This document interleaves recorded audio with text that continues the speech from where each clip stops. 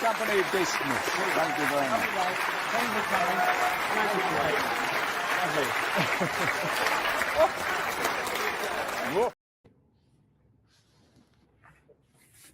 Well, welcome back to another Sky Blues history podcast with myself, Claudia Cardlino, and of course our club historian Jim Brown, who no doubt this week has been doing even more number crunching because it feels like we're breaking records almost every single week this season. Tonight we'll be casting an eye back over the period from 1990 to 1992 and looking at that era of Coventry City, while also touching on some of the records that have already fallen this season. And knowing us, we'll probably go off on a few tangents along the way. This is being recorded with just 7 matches left, and the current squad is creating its own little slice of history.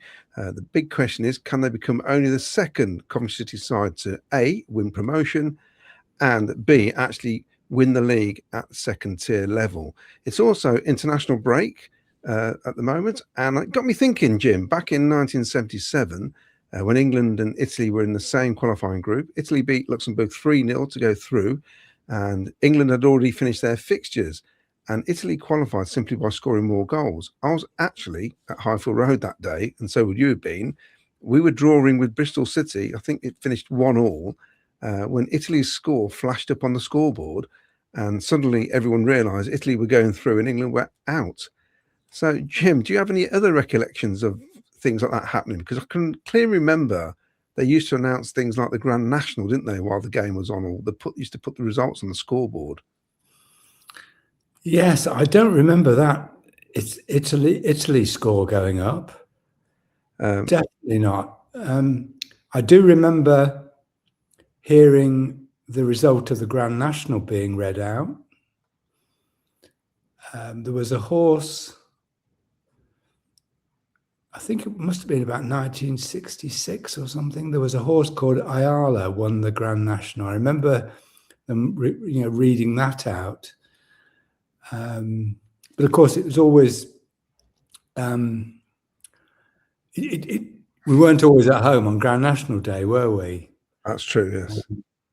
I tell you, one Grand National Day I do remember was when we played at Anfield in 1997, and the game with Liverpool was put back to the Sunday because the Grand National was on the Saturday.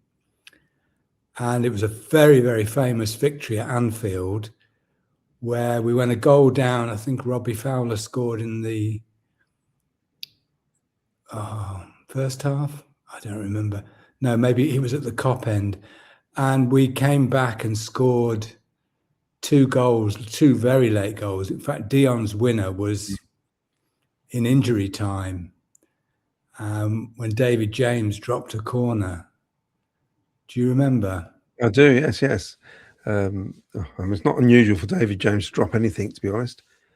He poked it in, didn't he? I think. Did he poke it in? I'm sure it was a bit of a scramble, wasn't it? Yeah, it must be on YouTube, mustn't it? Because in the days in the days of Sky, so it would have been on TV. But yeah, I was there behind the goal, and I remember it vividly. Yeah, I remember the Italy result being flashed up because obviously we were looking out for it. But there's the only way we knew they're obviously going to beat Luxembourg, and it didn't matter by how many goals because they'd already got a better goal difference than England, so a win was enough. But I think the game before, England had beaten Italy 2-0 at Wembley, and if you remember that, and I think Keegan scored, Brookin maybe, definitely Keegan scored a header.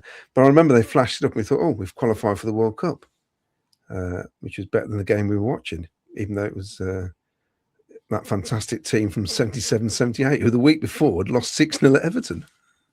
Oh, right. So yes, that game, yes. So it would have been November 77, wouldn't it? Yeah, the 78 World Cup. Yeah, and we were sitting 3rd in the table, 4th at the time, which is tremendous. Maybe this time next season, if we finally get it over the line, that'd be nice, wouldn't it? Stop talking about next season. Yeah, let's talk about this season because there have been some records being broken. Oh, it's just incredible, isn't it? And another 3 goals away from home. what was ultimately a very comfortable win. I thought the way we managed the game in the second half was superb. Never looked in danger of conceding one, let alone three. So that's the 24th win of the season, which equals the club record for the most in a season, set in the famous 35-36 Division 3 South title-winning side, and also equalled in the 58-59 4th Division promotion season. However, the 35-36 season was only 42 games, whereas the 58-9 season was 46 games. We've done it in 39 games, haven't we? Yeah. So there's a potential we could get another, we could go up to 31 possibly. And that would be a record that would never be beaten again, I don't think. I think so. That's tremendous, that is. Yeah. It's tremendous. Yeah. And when you consider the last time we got into the first division in 67, we only won 23 games.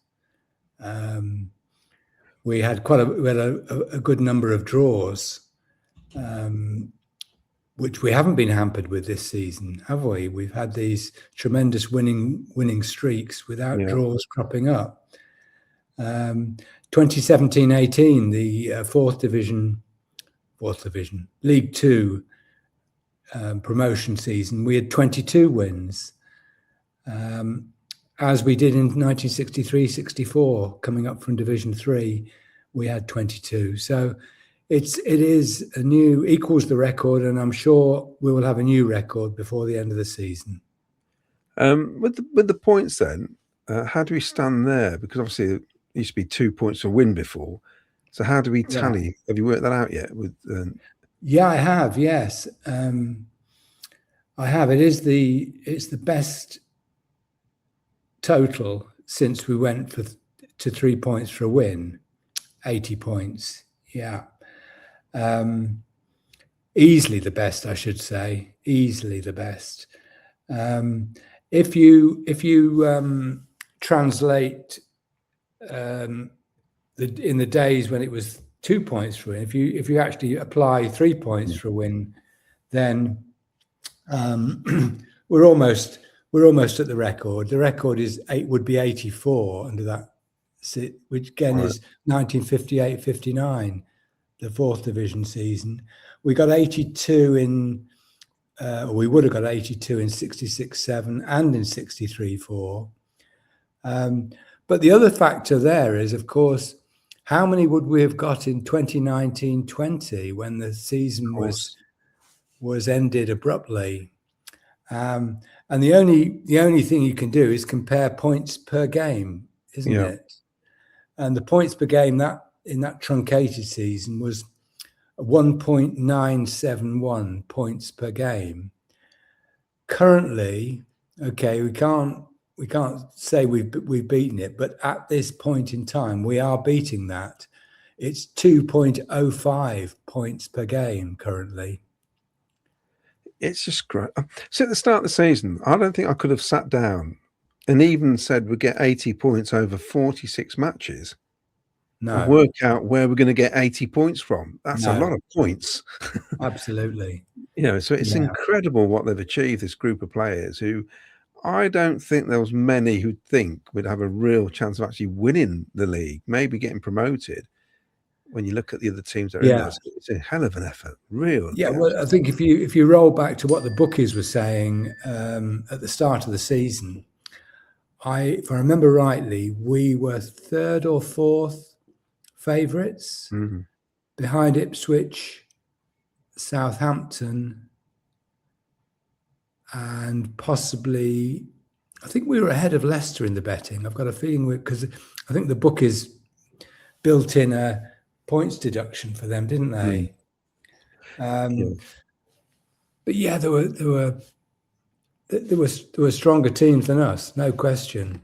And it's a great achievement what he's done. When you think about the parachute money we're up against, and the quality of squads that we're up against, the size of the squads we're up against. When you look at you look at the benches of the 3 relegated teams. They're phenomenal benches, aren't they? Well, they are, and I'm just amazed by it all. And I mean, is that 7 double wins now? Is that a 7 record? double wins. That's a new record. It beat the previous record. Yes. The other one is the number of away wins we've got now. We're up to 10 away wins.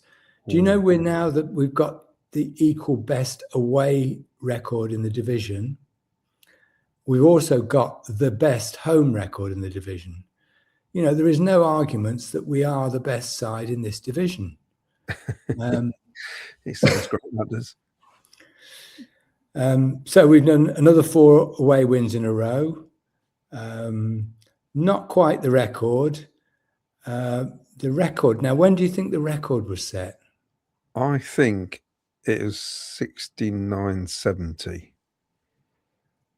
That was 10. So we got more than We've 10. equaled that. Right. So I'm going to go back to the 30s then. Well, actually, no, because we didn't win that many away games in the 30s. Okay. We're always a strong home side. But no, the record is actually 2012-13. Really? When we won 11, yes. This was the season that Mark Robbins came in to replace Andy Thorne just after we'd been relegated. We had that dreadful start. And Robbins got 6 in a row. So we got 11 in total, 6 in a row in the autumn.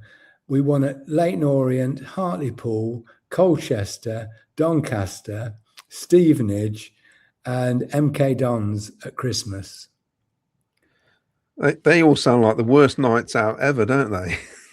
Well, when you think about where we'll be, where Touchwood will be playing next season, it's just phenomenal. So is there a record for consecutive away wins then? That is the record, 6 in a row. So we're on 4 now, aren't we? We're on 4, yeah. We'd have to win at Hull and Blackburn to equal that. So we must have done 5 this season away from home, haven't we? Have we done 5? No. 4. 4. We've done 4 before, yeah. Right. So it's just incredible. It's just absolutely brilliant. And there is one record we have set. We've smashed this one. The most away goals in a season, 41 away goals. The previous record was again set in 2012-13 of 37 away goals. Right. So we smashed that. So that's about it. Oh, the total goals, 81. 81. Do you think we can get to 100 goals? Well, we're averaging over 2 goals a game, aren't we? We are. It's going to be close. So we've got 81, so we need 19 from our last 7 games. That's a bit of an ask, isn't it? Yeah, we need some Sheffield Wednesday could be cannon fodder, but it could go the other way, can't it? We're just presuming we're going to win all the games, aren't we? We probably should stop now. Yeah, I think you're right. I think you're right. But it is brilliant, and I've said it before. If you keep breaking records, you're only going one way. You have to, because I've never known a team, any club, to break records and not win a trophy.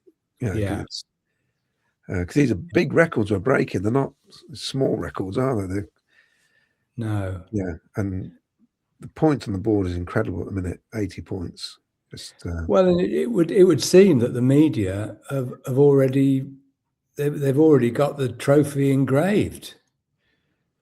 Well, yeah, because like I mentioned to you about second tier not mentioning us, and you said, well, there's no jeopardy now, is how you put it. When you feel like they think it's done and dusted.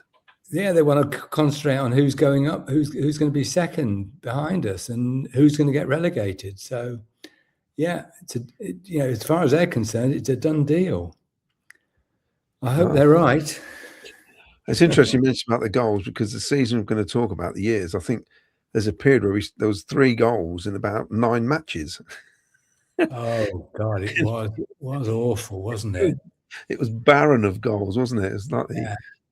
it's not the best. So I believe we had an email, didn't we? And this is where you've taken this up from.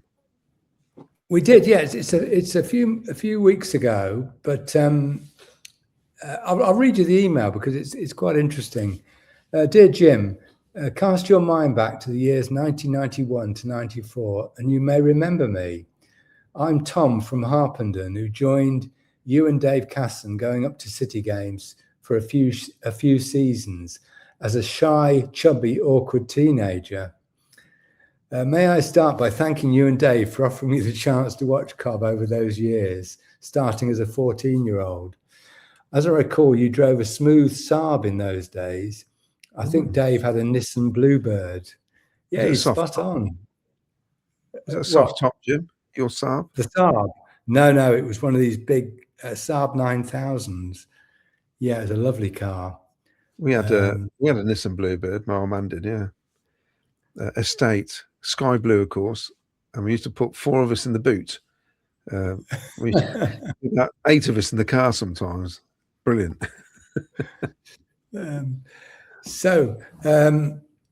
This is when I lived near Harpenden and used to travel up the M1 for home games. I'm back in Harpenden now after 20 years in London, and if you and Dave are still local, would be great to go for a pint one day. Well, I'm not local, and I don't have contact with Dave Casson actually. I don't know what happened to Dave, but I haven't seen him for years and years. So congratulations on the Sky Blue History podcast, which is brilliant and so informative.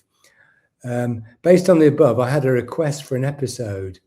I was wondering if you'd be able to cover the immediate post-Sillett years with Terry Butcher, Don Howe and Bobby Gould at the helm. My first season ticket was during the 91-92 season. I remember it being a torrid campaign. We stayed up after losing the last game of the season at Villa, with Cyril scoring after a minute, but already relegated Notts County beating Luton meant we survived. I recall during the season we drew 4 or 5 games in a row 0-0. I think most of these were at home too. So I thought what we could do tonight is just talk about the period from when Terry Butcher took over to the end of the following season, when Don Howe had come in as caretaker after Butcher's sacking, and it ended with that horrendous day at Villa Park. So what do you think? Yeah, I think it's a good subject because it was a period where it was a real transition with the club, I think, Jim, because we'd won the cup in '87. There was much promise. We had the signing of Speedy. There was all this talk about how we're going to go for the title. I can remember the headlines now. This is from, I think, would have been Poynton, chairman at the time, saying we're going to do this, we're going to do that. And we had some awful FA Cup exits, didn't we? Which didn't help the mood. I was at my writing best, writing letters to the Pink on a regular basis, not being happy, even though our position in the league wasn't that bad. But I just felt like a lot of fans, the promise wasn't being fulfilled and there was more money being spent behind the scenes than on the pitch. So I think this is a good era, actually. And in some ways a sad one as well because of John Sillett. Yes. And John ultimately lost his job. I think we talked about the circumstances around that before. And then John Poynton made that decision to replace John with basically a rookie manager who also came with his playing boots. As Brian Richardson explained to us, when he came in, discovered that that Terry had 2 contracts, one as a manager and one as a player, and they had to go to the High Court before reaching a settlement to resolve that issue after Terry had been sacked. But yeah, I think there were a lot of fans frustrated that we hadn't kicked on after the cup. Although, you know, John took us to, we were never below 10th place with him at the helm. It was almost one of those situations where a bit like Alan Kirbishley at Charlton. You remember that, when he took them to 7th and it wasn't good enough for the board. The following season they slipped back and Kirbishley was kicked out. So I think there was some frustration from the fans, but in retrospect, I don't think it was a good move bringing in Butcher. It took him quite a while to get a league win. I know he won that League Cup game against Nottingham Forest, the famous 5-4 game. But it took him to, I think, 7 league games, before he could get a win on the board. And City was 16th when he came in. And to be honest, well, they finished 16th. They did have a brief flurry up the table under Butcher, but they fell away at the end. I think they got maybe as high as 10th or 11th, but slipped back to finish 16th. And it was a period of change. If you remember, Cyril Regis went at the end of the season. He was given a free transfer. Robert Rosario was signed before the end of the season, and it was made very, very clear that Rosario was going to be the number 9, and there was no place for Cyril. Brian Kilcline his contract was coming to an end, and he was likely to move. And if I remember rightly, yes, Steve Livingston and Tony Dobson, 2 of our, very impressive youngsters who weren't regulars but were, on the bench, getting the occasional game if there was an injury. They were sold to Blackburn for quite a sizable fee, I seem to remember. And neither of them really had a glittering career after leaving us. Yeah, I think that season, we got to quarter-final, didn't we, against Sheffield Wednesday, after we beat Forest. And I think that was pivotal, because had we won that, I mean, we were playing a team in the division below, although Sheffield Wednesday were a decent side. I think, were they managed by Francis or Atkinson then? Can't remember. I think it was Big Ron. Yeah. And they did a number on us, and they beat us 1-0, didn't they? And I think things could have been maybe different for Butcher, but we thought we were getting a player, didn't we? That was the thing. When he signed, I think a lot of fans thought, fantastic, this is great. We're getting an ex-England centre-half. He's the man with the blood on the shirt against Sweden, all the rest of it. It's a proper Trojan. He's coming in, he's going to lift us and pull us up, and we're going to get loads of players because of Butcher. And it didn't happen. He was crocked, wasn't he, basically? He was always injured. He was always injured. And of course, the other guy who could have saved our season was Stuart Robson. I think he must have been injured most of the time that season. He came in on loan, didn't he, that first season? And I think he only played 4 or 5 games. But, he did enough in those games to suggest that he could be an important part of our team. Was that the year Jose Perdomo was signed as well? Well, but that was John Sillett brought him. John Sillett, and of course it didn't work out, and he went off, didn't he? But that was before John left the club. But the interesting thing, you mentioned that Sheffield Wednesday League Cup game, and that was the only loss at home under Terry. That's interesting. We were unbeaten in 14 at home. Well, that's the sort of home form we love, isn't it? If you don't go to away games, that's what you want to see, unbeaten home record, Fortress Highfield Road almost. But we didn't win many away, did we? We didn't win one. No, I'm thinking that. In the league. I think we won at Wigan in the cup, but we didn't win a league game. Yeah, I say this to my son, you're blessed at the minute watching all these away wins. I says, because when I was your age, it'd be one win every 6 games, 7 games, mate. We'd be lucky to get 3 or 4 a season. Yeah, exactly. Yeah, and we got one that season. That was at Sheffield United under John Sillett. Yeah, Butcher made 7 starts. Yeah, that's all that season. Yeah. The other controversial thing, of course, was that Butcher and Speedy didn't get on, did they? From the outset.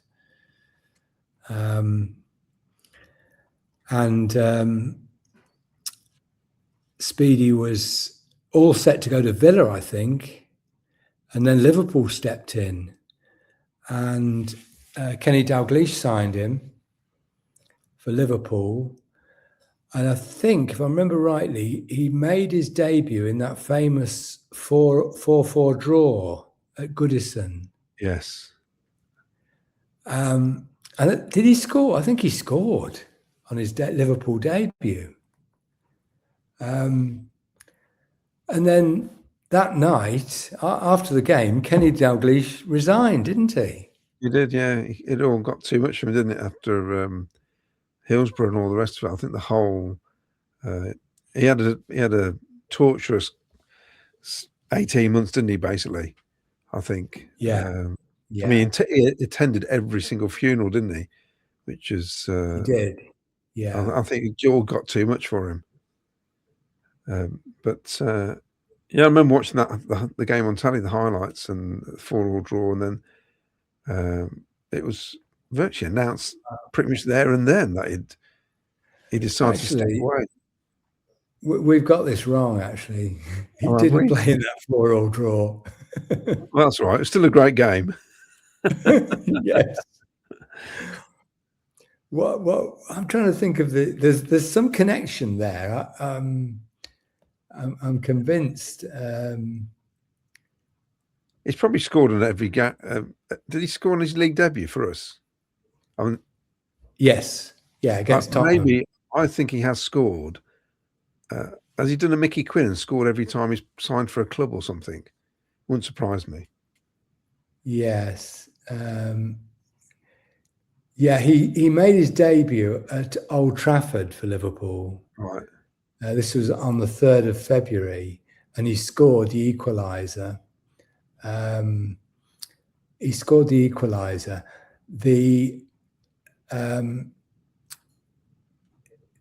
So Dalglish was still in charge, and the famous. So let's just look at the famous. They were at home to Everton in the league the following Saturday, and Speedy scored 2 goals. Right. So he got 3 goals in his first 2 games, and then they had Everton in the cup. But so Speedy would have been cup tied, I suspect. Right. Yeah. Oh no, he played in the first game at Anfield, the 0-0 draw. That's interesting. So why didn't he play in the replay at the famous 4-4? Might have been suspended. Wouldn't surprise me. Yeah, quite possibly. And then, of course, Ronnie Moran took over as caretaker manager. And Souness didn't come in until the 20th of April. Oh, he didn't like him, does he? He's not a fan of Graham Souness. No. I just did Speedy actually play under Souness at all? Yeah, he did. They had a 5-4 win at Leeds. I think that was Ronnie Moran's last game as caretaker, and Speedy scored.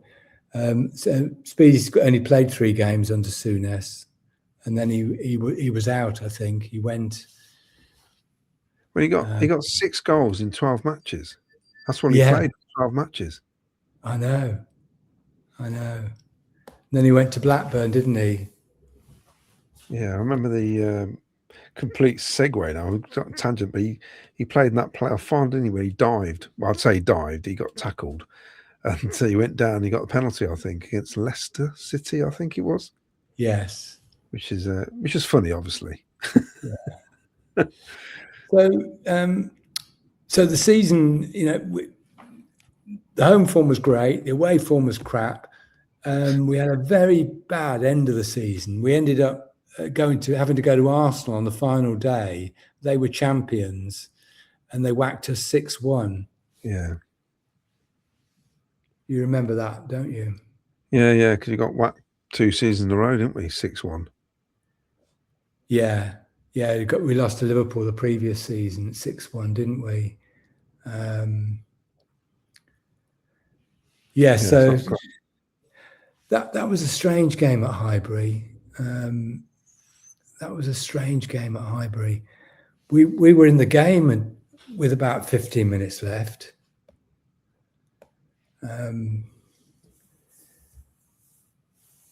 It was 2-1. It was 2-1 with 13 minutes left. And then Alan Smith got 1, Limpar got 2 to complete his hat trick, and Perry Groves got the 6th. We just collapsed, didn't we? Just collapsed. Yeah. It coincided. I was just looking at this. With 30 minutes left, Terry Butcher brought on Paul Edwards at left back instead of Kenny Sansom. That's weird. And that coincided with the crash. As in Paul Edwards with the sort of spiky-ish ginger hair. Yeah, signed from Crewe. Yeah. Yeah, it's unbelievable. I'm just looking at the gates from that season, It's I'm thinking it's unbelievable. I know the ground only held 23,000, whatever. But when you're playing, it's 1990. This is 3 seasons after we won the FA Cup. And our opening home match of the season, less than 13,000 against Everton at home. Yeah. And it's poor, really, isn't it? When you look back on it. Unbelievable. I think the gates were down to 10,000. Wasn't Sillett's last home game against Southampton? We had 10,000. Yeah, 10,040. Yeah. Yeah.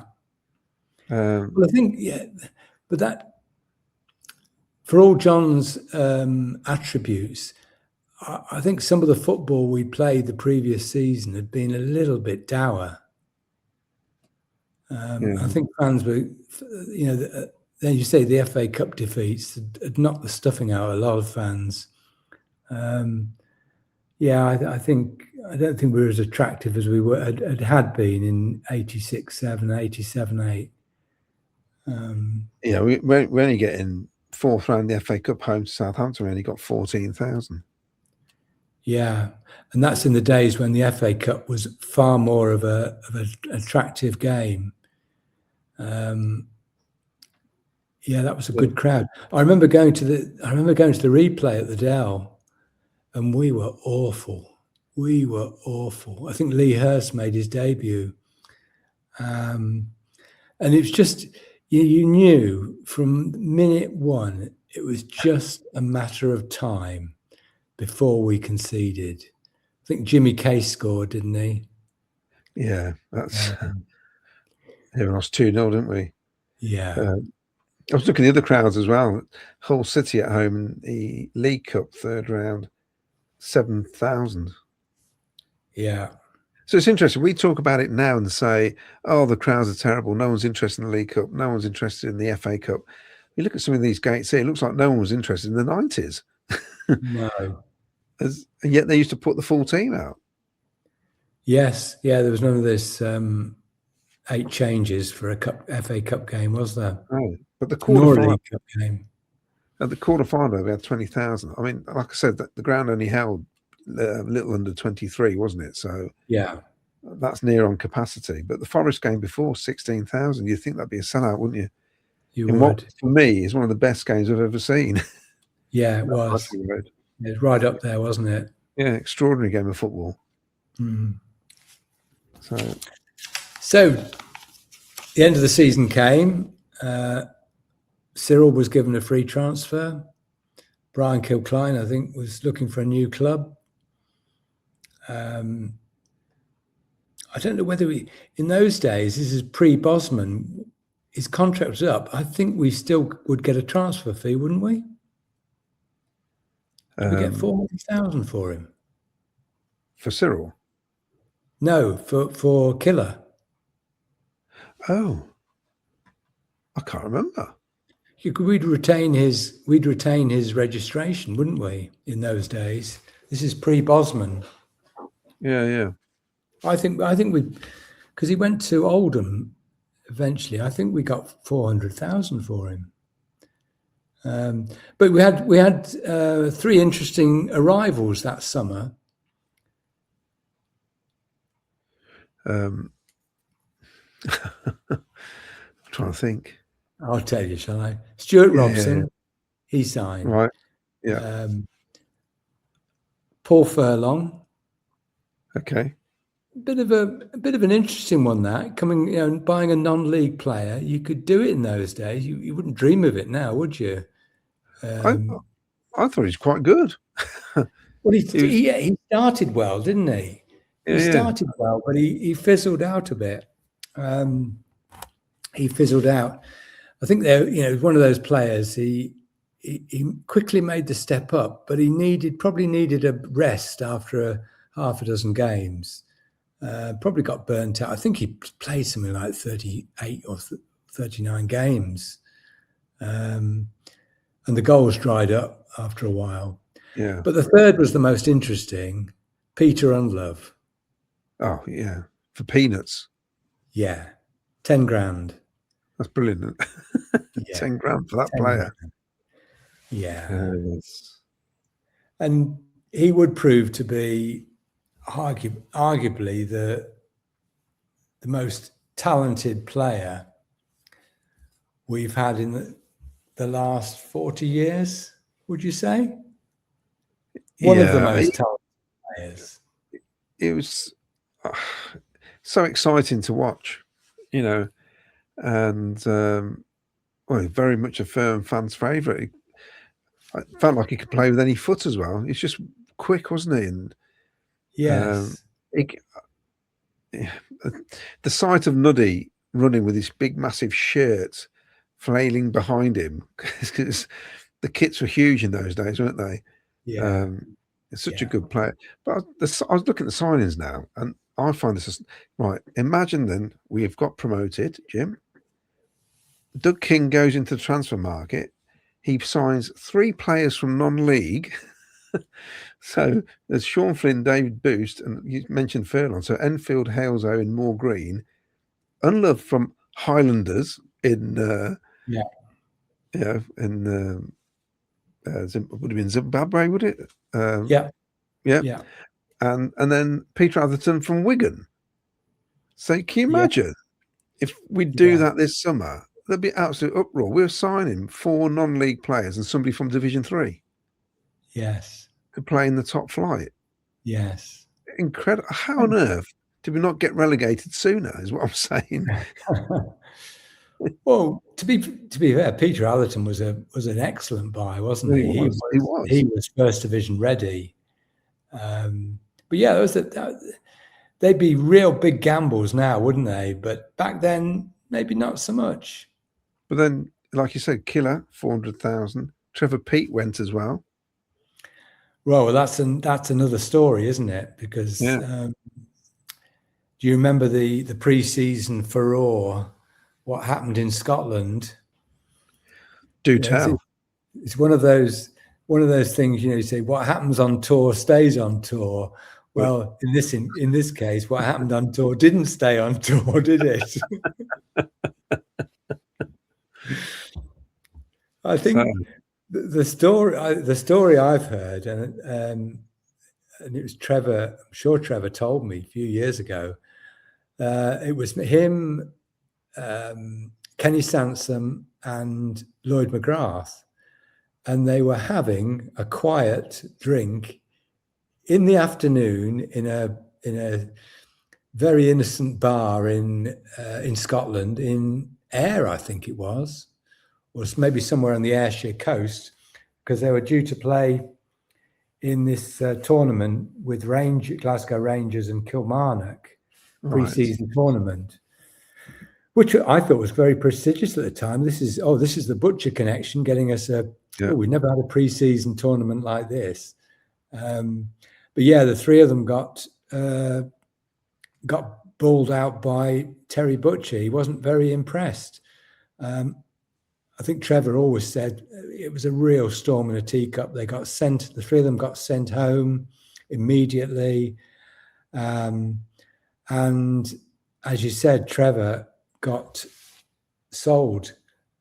I think it was after 2 games of the new season. I don't know whether Trevor played in the first 2 games, but Luton came in ironically after we'd whacked Luton 5-0. He signed for Luton the following day, and obviously went straight into their first team, and obviously he ended up getting relegated with them.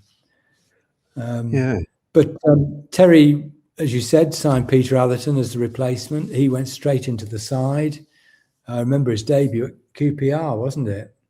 Yeah. And we've had Peter on the show, haven't we? He was excellent. He was really good. Yeah. He still looks fit as a fiddle. Yeah, so he went straight into the first team, playing alongside Andy Pearce. So this is the Kilcline Peak dynasty was over, and it was Pearce and Atherton.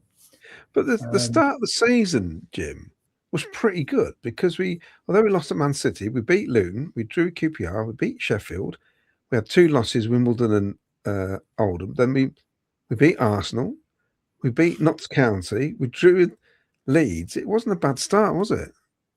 Yeah, but I think it was a bit of a false dawn, because if I remember rightly, I think for first 9 games, I think 6 of them were at home. Yeah. Butcher lost his unbeaten home league run on the opening day. Was that Man City? Yes. Yeah.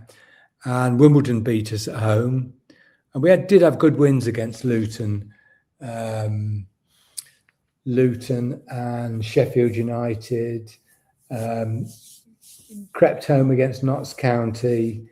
But the away form wasn't any better until we went to Highbury in September. The classic chip from Lee Dixon. Yeah, and that was Butcher's first away win. What a place to get it. Yeah. I think we were still, I think, in the top 6 after about 12 games. Then we lost 5 or 6 in a row. I think we really went on a slump. Although we did beat Arsenal again in the League Cup in what was a cracking game, I remember. Yeah, it's a strange run of form, because the September, so we beat Villa as well, and then we beat West Ham away. We never win at West Ham, And then you're saying that we lost to Palace at home. That's a bad loss, isn't it? Crystal Palace at home in those days. Yeah. Yeah, Liverpool. So Nuddy got the winner against Villa, didn't he? Yeah, you did. Yeah. Yeah. And I'm surprised he didn't play more games that season. Because how many games did he play? And he only had 9 starts in the league, 14 sub appearances. Because we had Kevin Gallagher, we had David Smith, and I said Furlong. Furlong was involved in 37 league games and scored 4 goals.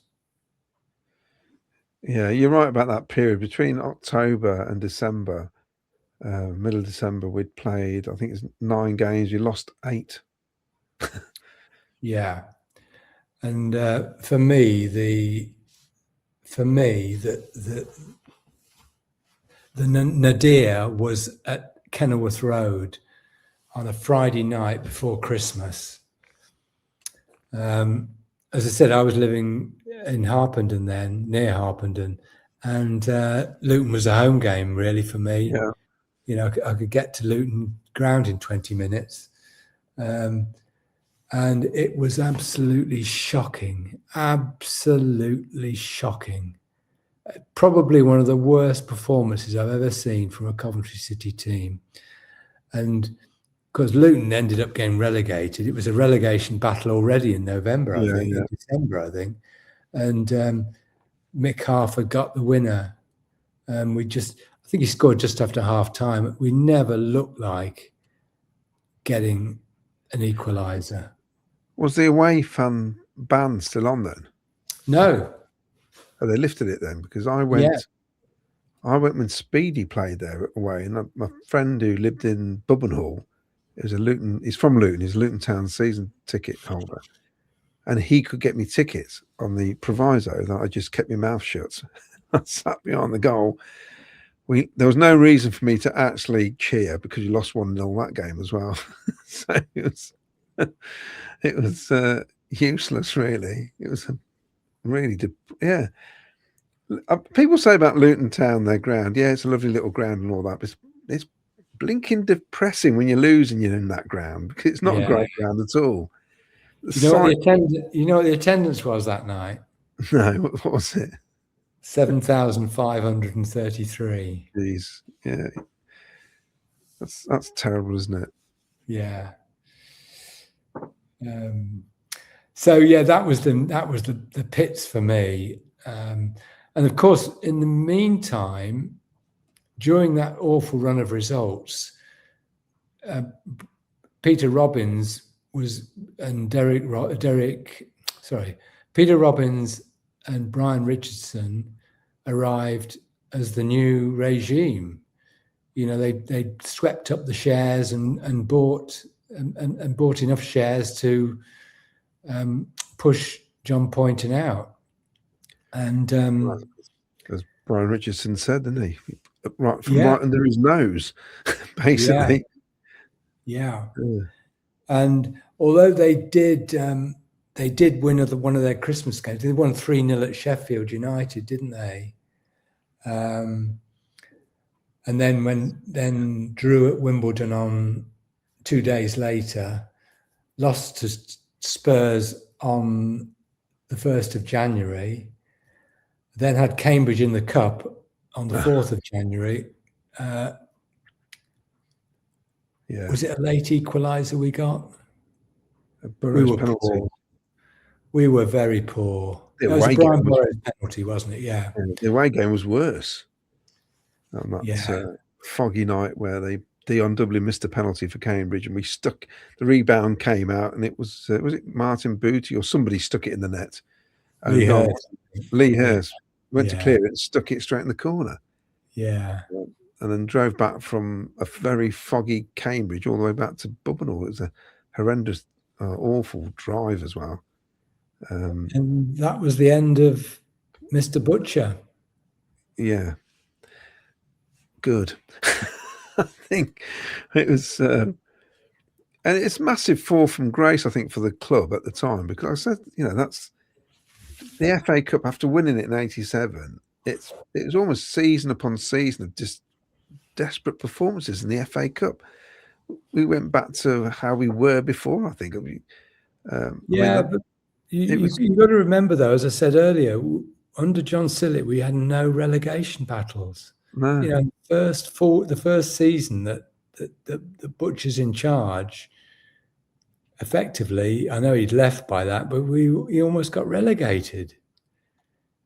Well, you look at the amount of games with no goals in. It's incredible, really.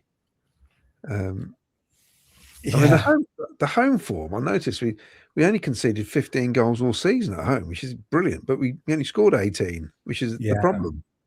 Yeah. Yeah. So, yeah, just looking at that, we had when Don came in. Don had been brought in.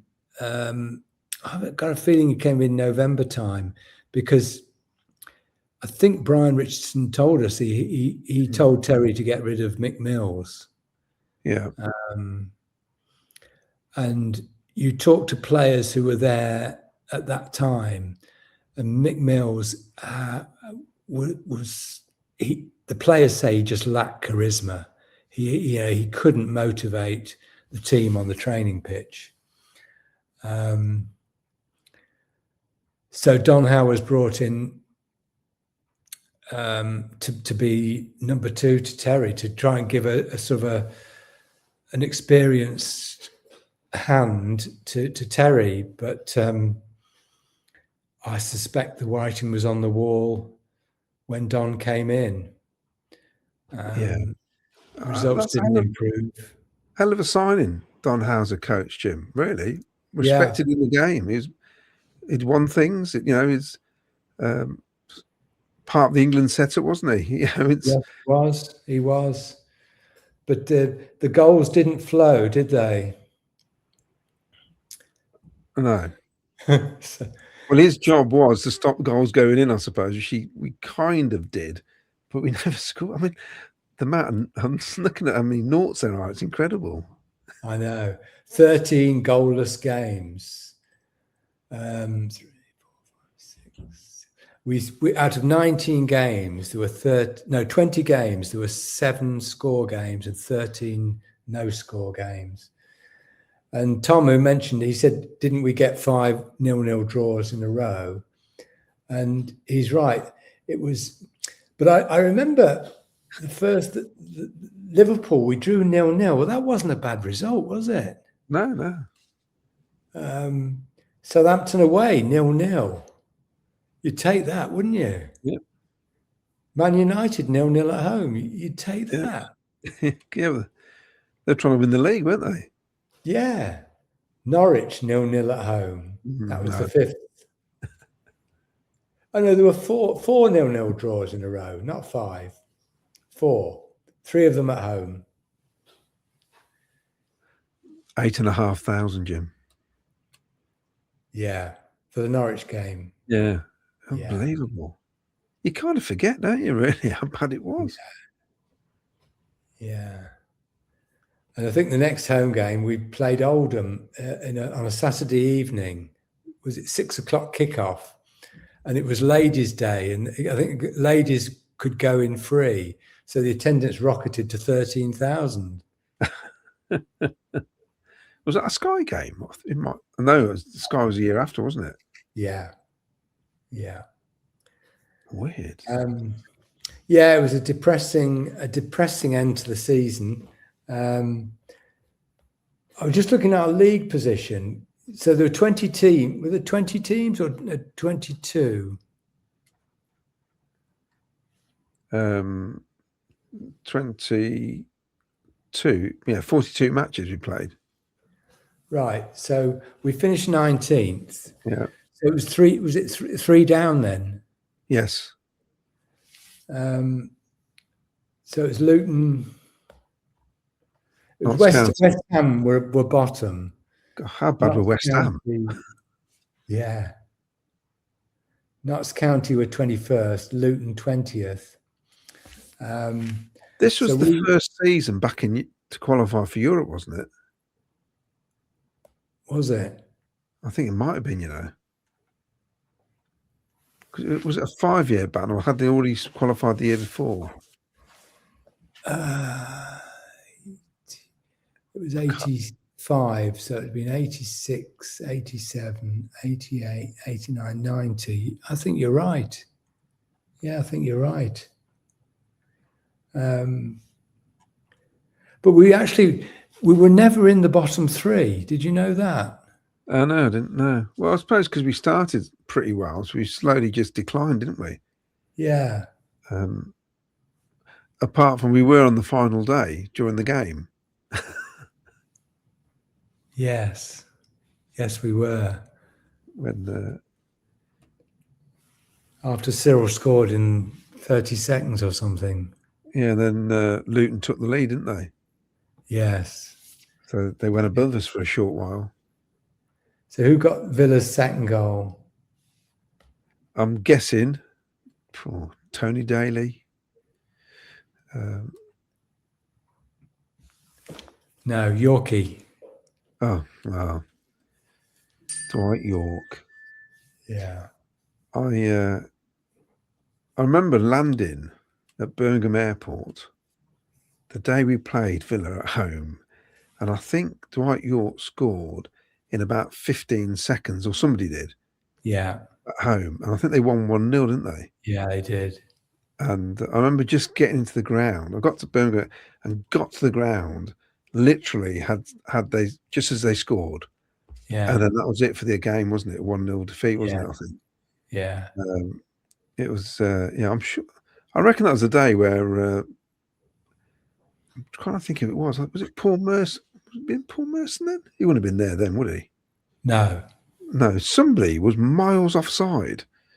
Unless that's a different game. But yeah, I remember 15 seconds they'd scored. I thought, I can't believe it. Dwight York again.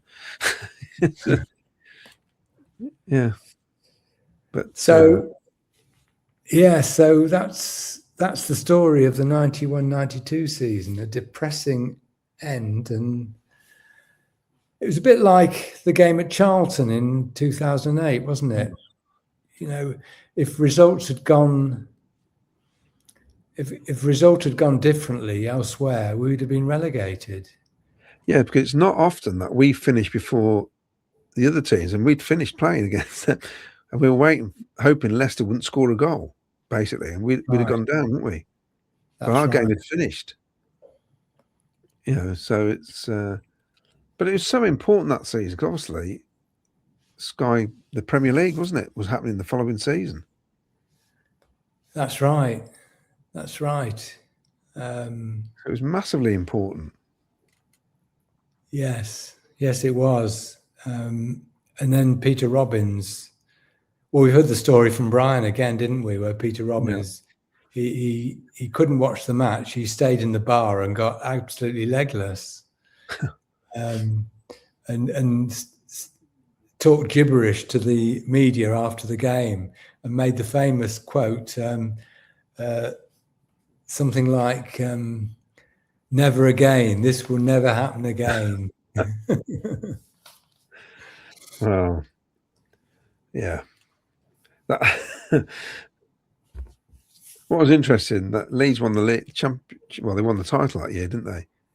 They did, yeah. I worked with this guy as a Leeds fan, and I just kept saying to him, I can't believe you won the league. You're not that good. And I bet you next season we will finish above you in the league, which is a bold statement to make, seeing as we almost got relegated and they won the league. And it was a £20 bet, which was, I was chancing my arm. We finished 15th, and they finished 17th. Yeah, that season. And I think that was the season with a 3-3 draw at the end of the game. It was where they rioted on the pitch, wasn't it? We took a 3-goal lead. We're 3-1 ahead, weren't we? With minutes left, and was it Roy Wegley tried a back pass from the halfway line? Yeah. It went straight to Danny Wallace. Yeah, so going into that game, Rod Wallace. Going into that game, had Leeds won, they would have overtaken us, and I would have lost my £20 bet. But we drew, so we were right. But if we'd won, we'd have finished 3 places higher. Yes, it was. It wasn't that bad, really, was it, for the first season? I do remember. I know we're skipping on to a different season, but when it kicked off in 1992, the first Premier League match against Middlesbrough, I remember sitting there halfway through saying to my dad, "It's no different to last season, is it?" It's the same. You're just calling it something different. The football was exactly the same. Exactly. It was Yeah, all that exactly. hype, all the hype. We get there for the first game. Of course, it helped because John Williams scored after a few minutes. We thought, here we go. Yeah. But it was funny. I just thought, but we did lead the table, didn't we? After We three did. matches.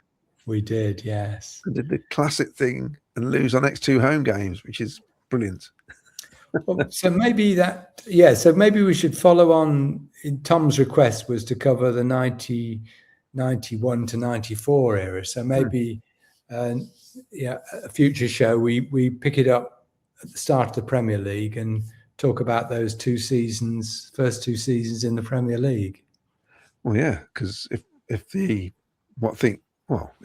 what will happen, and maybe that'd be a good topic to cover, being back in there and how it was when we first started, and the difference, the £150 million difference.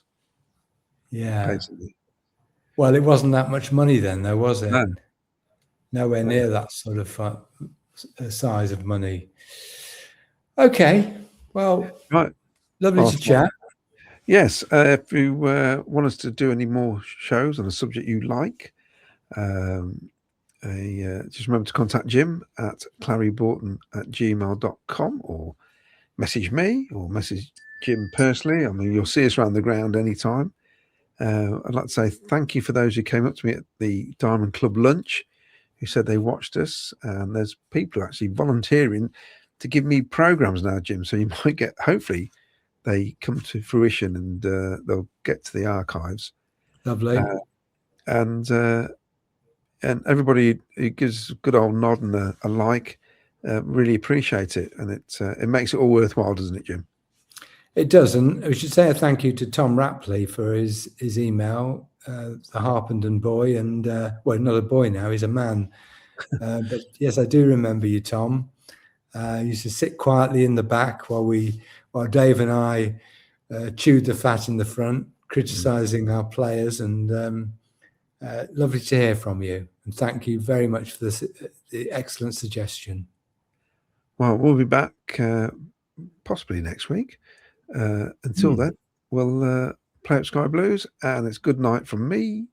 And good night from me.